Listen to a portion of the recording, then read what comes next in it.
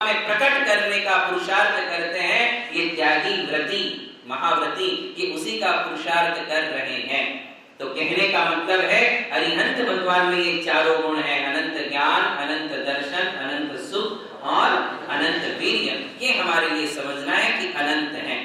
इसका एक और चैप्टर है जिसे हम अलग लेसन में लेंगे कि क्या शरीर में आत्मा है, इसकी सिद्धि हम कैसे करें। इन्हीं चार गुणों से उसकी सिद्धि हो जाती है।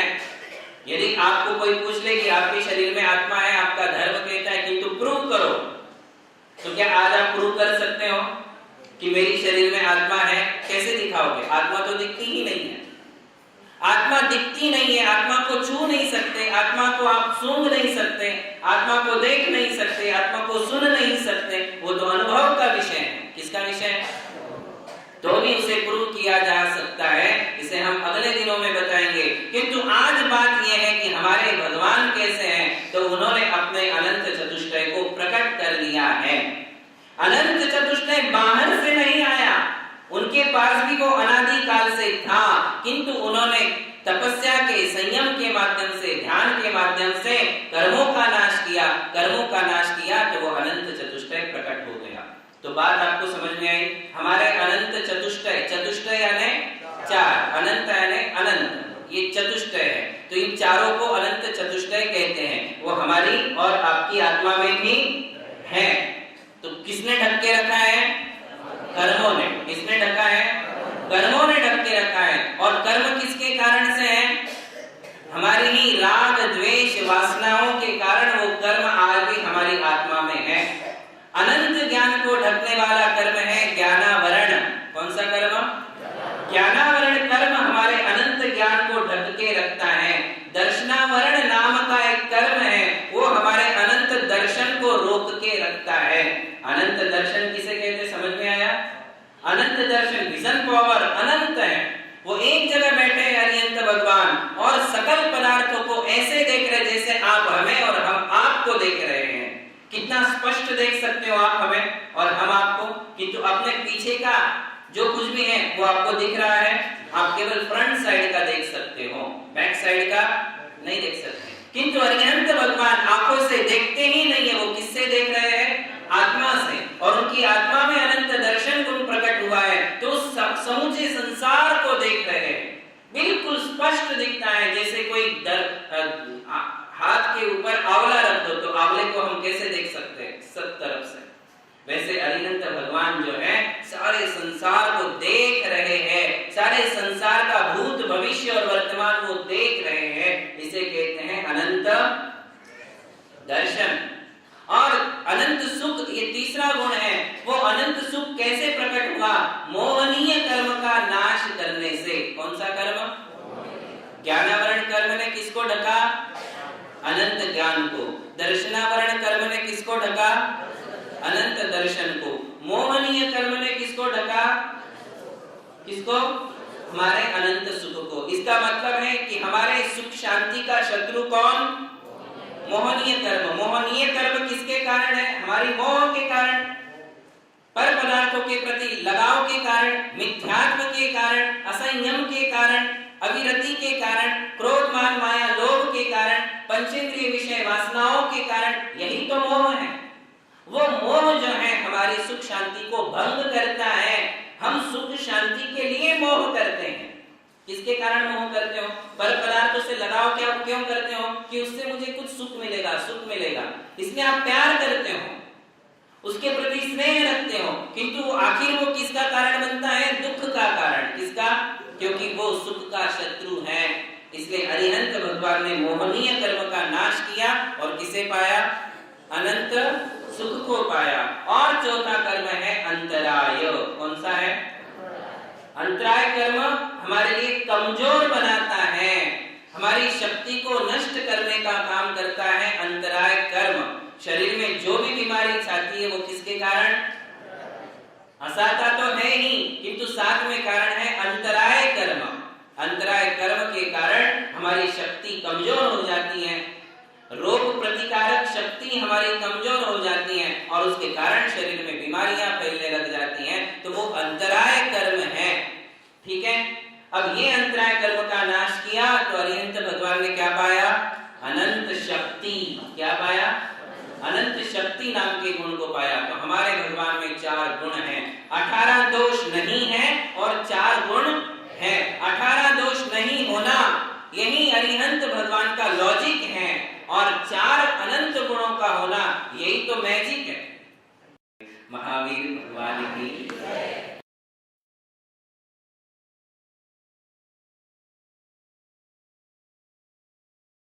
हमारे भगवान में 4 गुण हैं, 18 दोष नहीं है और 4 गुण है। 18 दोष नहीं होना यही अरिहंत भगवान का लॉजिक है, और 4 अनंत गुणों का होना यही तो मैजिक है। ये क्या है? अतिशय। इसको सिद्ध भक्ति में कहा कि अतिशयवत। बोले एक प्रकार का अतिशय है कि भगवान केवल ज्ञानी बनकर समो शरण में विराजते हैं, हजारों लाखों वर्ष बिना खाए पिए बैठते हैं। ये अतिशय नहीं तो क्या है? कौन सा अतिशय है? अनंत सुख उन्होंने पाया है, अनंत शक्ति उन्होंने पाई है। अनंत शक्ति है, इसमें उन्हें खाने की जरूरत नहीं है, पीने की जरूरत, सोने की जरूरत नहीं है। किसे खाना पीना सोना पड़ता है? जो कमजोर है उनके लिए खाना पीना सोना पड़ता है, दवाई लेनी पड़ती है। अरिहंत भगवान को खाने की, पीने की, दवाई की, सोने की कोई जरूरत नहीं है, क्योंकि कौन सा गुण है? अनंत शक्ति नाम का गुण है। तो इस प्रकार अनंत चतुष्टय है। अब अपना अंतिम बिंदु यह है इस लेसन का कि हमें उनसे क्या लाभ है। भाई ये तो सब समझ में आ गया कि भगवान बाहर से ऐसे हैं, अंदर से ऐसे हैं, 18 दोष नहीं है, अनंत चतुष्टय है, किंतु हमें उनसे क्या कोई लाभ है? लाभ है। क्या लाभ है? यदि हम भगवान की आराधना करते हैं, यदि हम भगवान की तरफ अपना मुख मोड़ लेते हैं, तो विशापहार स्तोत्र में लिखा है, उपैति भक्त्या सुमुखः सुखानि त्वयि विभावात् समुखश्च दुःखम्। दूसरी पंक्ति भूल रहा हूं, किंतु उसमें लिखा है कि बोले जो आपकी तरफ अपना मुंह मोड़ लेता है, उपैति भक्त्या सुमुखः सुखानि, जो आपकी तरफ मुंह कर लेता है, चेहरा नहीं, चेहरा तो आप रोज ही करते हो, अपने मन को मोड़ लेता है, अपने मन को मोड़कर भगवान की तरफ अपने आप का समर्पण कर देता है, भक्ति करता है, वो सारे सुखों को प्राप्त करता है। और जो आपको पीठ दिखा देता है, संसार के सारे दुख उसके सामने होते हैं और सुख उसके पीछे हो जाते हैं। तो कहने का भावार्थ है कि हमें भगवान से क्या लाभ है? भगवान से वही लाभ है जो भगवान के पास है, भगवान हमारे लिए देते हैं। ये आज का अपना विषय है। ये विषय समझना बहुत जरूरी है, क्योंकि जैन समाज में आज लगभग आदमी त्यागी व्रती भी ये बोलते हैं कि हमारे भगवान देते नहीं, हमारे भगवान देते नहीं। और आप सोचिए कि भगवान का कितना बड़ा अवर्णवाद है, क्योंकि देना जो होता है, अब आप सिद्धांत समझिए, देना जो होता है वो अंतराय कर्म में दानांतराय नाम का एक कर्म है, उसके क्षयोपशम से जब वो दानांतराय कर्म ढीला पड़ता है तब हम कुछ दे सकते हैं, वरना आप किसी को कुछ दे नहीं सकते हो। और वो दानांतराय कर्म का क्षयोपशम अर्थात देने की क्षमता संसार के प्रत्येक जीव में है। बात समझ में आ रही? संसार का प्रत्येक जीव कुछ ना कुछ दे सकता है। उसका अंतरंग कारण है कि दानांतराय कर्म का क्षयोपशम अर्थात देने की क्षमता प्रत्येक जीव में कुछ ना कुछ पाई जाती है। अब आप सोचिए, एक इंद्रिय जीव भी कुछ दे सकता है, 2 इंद्रिय जीव भी कुछ ना कुछ दे सकते हैं, मनुष्य तो देते ही हैं, जानवर भी कुछ ना कुछ दे सकते हैं, उनके पास भी देने की क्षमता है। संसार में ऐसा कोई जीव नहीं है जो कुछ नहीं दे सकता हो। तो आप सोचिए, क्या भगवान कंगाल है जो कुछ नहीं देंगे? हमारे भगवान कंगाल है क्या? खाली है क्या? गरीब है क्या जो कुछ नहीं दे सकते?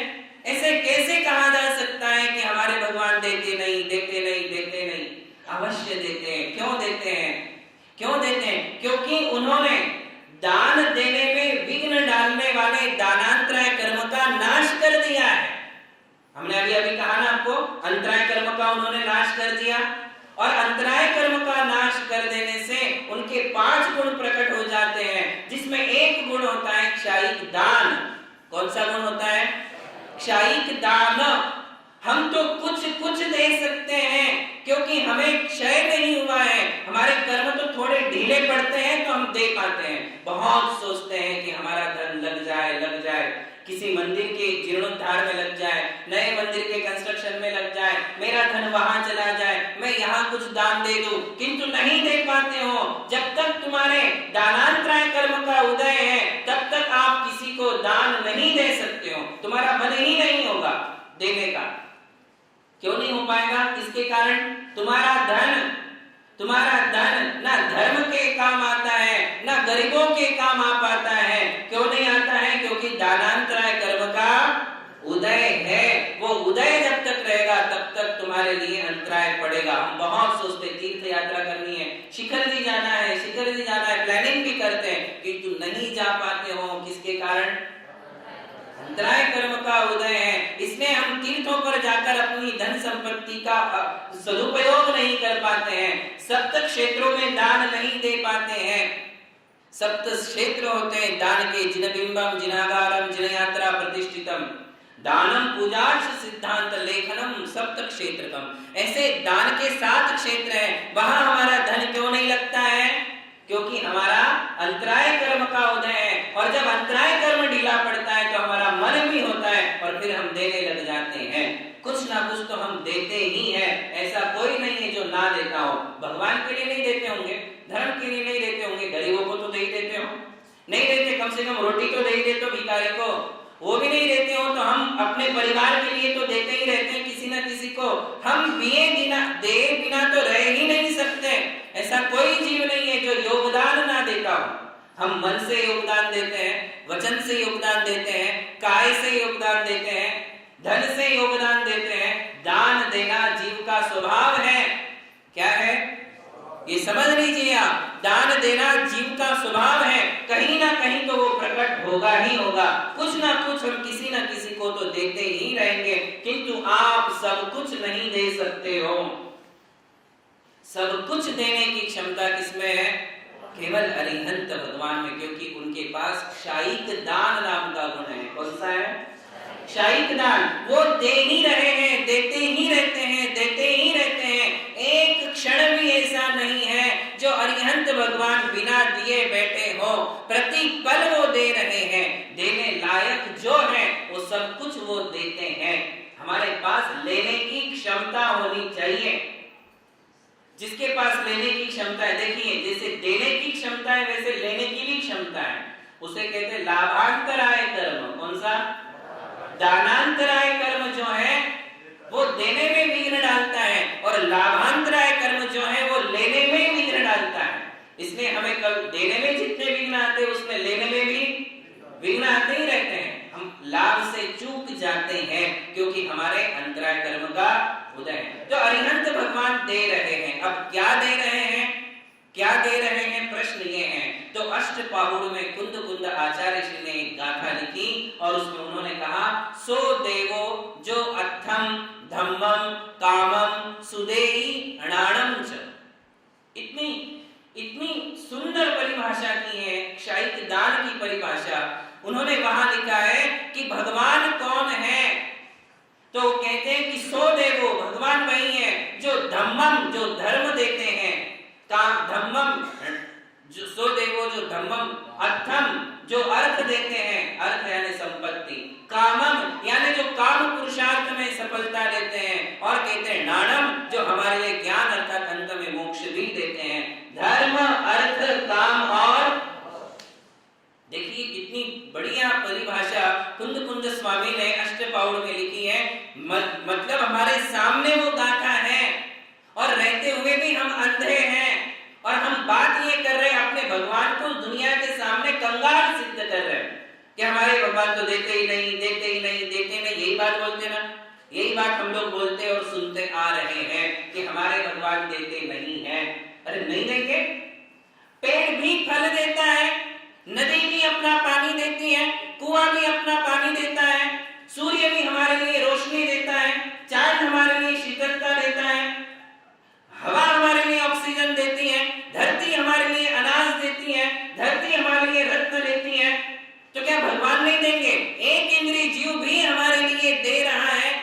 जो तीनों लोक का नाथ है, क्या वो हमारे लिए कुछ नहीं देगा?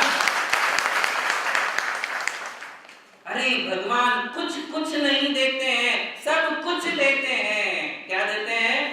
सब कुछ देते हैं। ऐसे कैसे कहने जाता है कि भगवान देते नहीं, देते नहीं? भगवान दे रहे हैं, दे रहे हैं, दे ही रहे हैं, अनवरत दे रहे हैं, निरंतर दे रहे हैं। जैसे ही समो शरण में विराजमान हो जाते हैं, वैसे ही चाई दान शुरू हो जाता है। तो कैसे दे रहे हैं? धर्म, अर्थ, काम और मोक्ष, इन चारों में हमारे लिए वो सफलता देते हैं। सीधे सीधे धर्म कौन देगा? धर्म कोई बांटने की वस्तु नहीं, जो ले जा थोड़ा धर्म तू ले जा, तो सभी धर्मात्मा बन जाएंगे। वो दे रहे हैं, किंतु लेने वालों ने लेना भी तो चाहिए। जो लेगा उसको मिलेगा, जो नहीं लेगा उसको। वो धर्म भी दे रहे, अर्थ भी दे रहे, काम भी दे रहे और मोक्ष भी दे रहे, किंतु लेने वालों के कटोरे छोटे छोटे हैं, या फिर तुम्हारे पास है ही नहीं, तुम सारी दुनिया के पास भीख मांगते हो, किंतु भगवान के पास जाते हो तो तुम्हारे लिए मांगने की क्षमता, मांगने की आइडिया, मांगने की स्किल तुम्हारे पास नहीं। लोग बोलते हैं कि कहीं भगवान के सामने नहीं मांगना। अरे तो कहां मांगना? कंगाल लोगों के पास, जिनके पास कुछ नहीं है उनके पास मांगोगे, या जिसके पास सब कुछ है वो तुम्हारे लिए जो दे सकता है उसके पास मांगोगे? कहां जाओगे? बताया था ना, दुख खो, कम्मक खो, बोहिला हो, सुगई कमनम। किससे मांगा जा रहा है? भगवान से ही तो हम मांग रहे हैं। अज्ञानोपास्तिरज्ञानम ज्ञानम ज्ञानी समाश्रया ददातु यत्तु यस्यास्ति सुप्रसिद्धम इदं वचः। बोले अज्ञानी व्यक्ति के पास जाओगे अज्ञान ही मिलने वाला है, दुखी आदमी के पास जाओगे तो दुख ही मिलने वाला है, बीमार के पास जाओगे तो बीमारी ही मिलेगी, कमजोर के पास जाओगे तो तुम्हारा दिल भी कमजोर हो जाएगा। ज्ञानियों के पास जाओगे ज्ञान मिलेगा, धर्मात्माओं के पास जाओगे धर्म मिलेगा, भगवान के पास जाओगे तो संसार के सारे गुण मिल जाएंगे। जिसके पास जो है वही तो वो देता है। कुंद कुंद जी भी दूसरी लाइन में वही बात कह रहे हैं, बोलते सो देहि जस अत्तिहु अत्थो धम्मो पवज्जा। बोले हम सामान्य रूप से संसार में देखते हैं कि जिसके पास जो है वो दे देता है। तुम्हारे पास पैसा है तो तुम पैसा दे देते हो, ज्ञान नहीं है तो ज्ञान कहां से लोगे? पैसा बहुत है किंतु ज्ञान तो नहीं है, तो ज्ञानी व्यक्ति जो ज्ञान का पिपासु है तुम्हारे पास आएगा या ज्ञानियों के पास जाएगा? जिसे अर्थ चाहिए वो अर्थ वाले के पास जाएगा, जिसको ज्ञान चाहिए वो ज्ञानी के पास जाएगा। जिसके पास जो है वो वही दे सकता है, वही देना चाहिए। तुम्हारे पास पैसा ज्यादा है तो तुमको लगता है अकल भी ज्यादा है, तो तुम पैसे की जगह अकल बांटने लग जाते हो, तो सामने वाले का अहित हो जाएगा। तुम्हारे पास पैसा है, पैसा दो। अट्ठो धम्मो पवज्जा, जिसके पास धर्म है वो धर्म देगा, जिसके पास संयम है वो संयम देगा। जो असंयमी है वो तुम्हें संयम कैसे दे सकता है? 1000 कपड़े वाले मिलकर किसी एक को नग्न साधु नहीं बना सकता है, एक साधु 1000 कपड़े वालों को नग्न बना वो उनको दीक्षा दे सकता है। संयमी ही तो संयम देगा, असंयमी तुम्हारे लिए संयम कहां से देगा? जिसके पास जो है पवज्जा, प्रव्रज्या का मतलब होता है दीक्षा। जो दीक्षित है वे ही तुम्हारे लिए दीक्षा देंगे, और भगवान के पास तो सब कुछ है, इसलिए भगवान हमारे लिए सब कुछ देंगे, किंतु अच्छा वाला ही देंगे, बुरा नहीं। तुम बोलोगे दारू की बोतल भी मिल जाएगी, व्यसन भी मिल जाएंगे, ऐसे नहीं। उसके लिए फिर आप्तमीमांसा का पहला श्लोक देखें। आप्तमीमांसा और एक ग्रंथ है, उसमें लिखा है कि श्रेयो मार्गस्य संसिद्धि प्रसादात् परमेष्ठिना, उसका मंगलाचरण है, इतना सुंदर है। बोले श्रेयो मार्ग की सिद्धि परमेष्ठियों के प्रसाद से होती है। श्रेयो मार्ग में, कल्याण के मार्ग में तुम्हें सिद्धि देते हैं, अकल्याण करने वाली चीजें तुम्हें देने वाले नहीं है। नहीं तो चोर लोगों को तो खुशी बढ़िया हो जाएगा, बोले हमारे लिए चोरी में सफलता चाहिए, व्यसनियों को व्यसन चाहिए, धोखेबाज भ्रष्टाचारी लोगों को तो वही चाहिए, किंतु उनकी सिद्धि होने वाली नहीं है। किसकी होगी? श्रेयो मार्गस्य, जो श्रेयो मार्ग वाला है, जिससे हम अपना परिवार चलाते हुए धर्म कर सके, वो सारी नेसेसरी जितना भी कुछ है वो सब आपको मिलेगी। आवश्यकताओं की पूर्ति आपकी जरूर होगी, भगवान से ही होगी। अशरण की तू शरण हो, निराधार आधार, मैं डूबत भव सिंधु में, हमारी नैया को यदि कोई पार लगा सकता है तो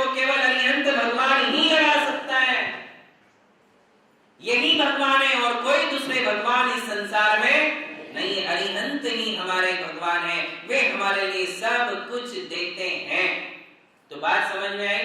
वो हमारे लिए क्या क्या रहते हैं? धर्म, अर्थ, काम और मोक्ष पुरुषार्थ में सिद्धि देते हैं। धर्म में भी सिद्धि मिलेगी, अर्थ में। गृहस्थ हो, गृहस्थ बिना अर्थ और काम के नहीं चल सकता है। इसके लिए उनका भी ध्यान रखा गया है कि तुम धर्म निराकुलता से कर पाओ, धर्म अच्छे तरीके से कर पाओ, गृहस्थ धर्म तुम अच्छे से निभा पाओ, इसलिए तुम्हारी गृहस्थी भी तो अच्छी चलना चाहिए। इसलिए भगवान की क्या करो? भक्ति। अब बात यह है कि लिया कैसे जाए? भगवान तो दे ही रहे हैं। बात ये आती है कि जब भगवान सबको दे रहे हैं, समान दे रहे हैं, तो सब लोग समान क्यों नहीं है? सब लोग समान धर्मात्मा क्यों नहीं है? सब लोग मुनि क्यों नहीं है? सब लोग धनाढ्य क्यों नहीं है? सबके पास सारे सुख क्यों नहीं है? तो वहां सर्वार्थ सिद्धि में पूज्यपाद स्वामी कहते हैं कि अरिहंत भगवान दे रहे हैं, किंतु लेने वालों की क्षमता कम है। क्या कम है? लेने वालों की क्षमता कम है। उनके अंतराय कर्म का क्षयोपशम कम है।